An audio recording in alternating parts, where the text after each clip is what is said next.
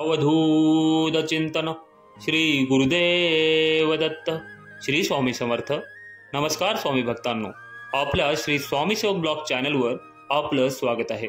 सगळ्यात आधी सर्व स्वामी सेवकांना श्री स्वामी समर्थ। स्वामी महाराज म्हणतात, वाईट दिवस बघितल्याशिवाय चांगल्या दिवसाची किंमत कोणालाही कळत नाही। वाईट वेळ बघितल्याशिवाय चांगल्या वेळेची किंमत कोणालाही कळत नाही। याचा अर्थ काय?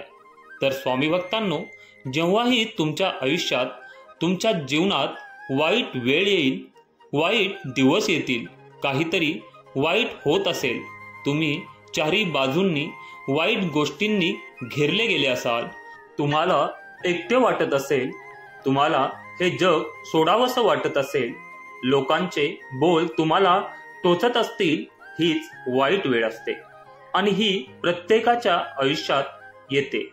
तो गरीब असू द्या किंवा तो श्रीमंत असू द्या, वाईट वेळ किंवा वाईट दिवस हे कोणालाही चुकलेले नाही।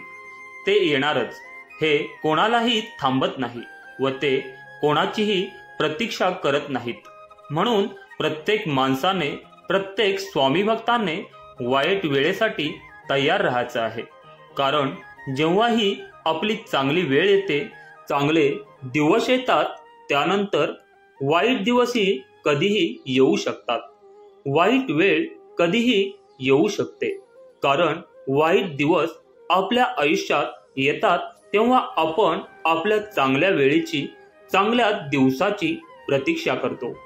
तेव्हाच आपल्याला त्या चांगल्या दिवसाची, चांगल्या वेळेची किंमत कळते।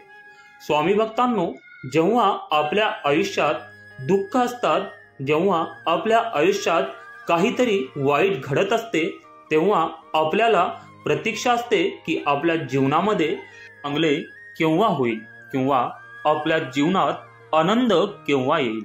पण खूप साऱ्या दुःखानंतर सुख हे येतच, तेव्हा आपल्याला त्या सुखाची किंमत कळते। म्हणून तर स्वामींनी म्हटले आहे की वाईट दिवस भोगल्याशिवाय चांगल्या दिवसाची किंमत कळत नाही। म्हणून तर स्वामी भक्तांनो, वाईट दिवसांमध्ये तुम्ही हार मानू नका, पळून जाऊ नका, झुरू नका। तुम्ही स्वामींचे भक्त आहात, सगळं काही स्वामींवर सोडून निश्चिंत व्हावे। अशी कोणतीही समस्या नाही ज्याचा निराकरण नाही। त्यामुळे प्रत्येक संकटाला, प्रत्येक दुःखाला आपण सामोरे जाऊन लढावे। वाईट दिवसांमध्ये तुम्ही खचून जाऊ नका, कारण वाईट दिवस हे कायमस्वरूपी राहणार नसतात। जसे रात्रीनंतर दिवस होतो, तसंच दुःखानंतर सुख हे येणारच। आयुष्यामध्ये सुख आणि दुःख या दोन्ही गोष्टी असतात। त्यामुळे तुम्ही दुःखामध्ये खचून न जाता दुःखाला सामोरे जावे।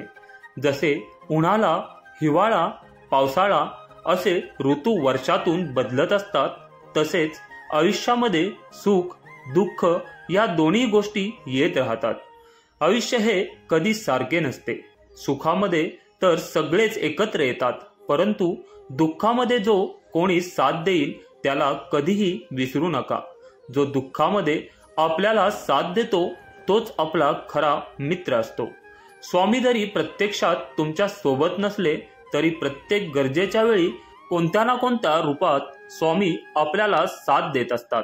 कधी कधी स्वामी आपल्याला साथ देतात हे आपल्याला समजतही नाही। जसे हातावर येणार होते ते बोटावर भागले, म्हणजे काही संकटेही फार मोठी असतात, परंतु स्वामी भक्तीमुळे त्यांचे रूपांतर छोट्या रूपात होते। तर स्वामी भक्तांनो, तुम्हाला ही माहिती आवडली असेल तर लाईक, शेअर नक्की करा आणि जर तुमचे काही प्रश्न असतील तर कमेंटमध्ये नक्की विचारा आणि आपल्या चॅनलला सबस्क्राईब सुद्धा नक्की करा। श्री स्वामी समर्थ।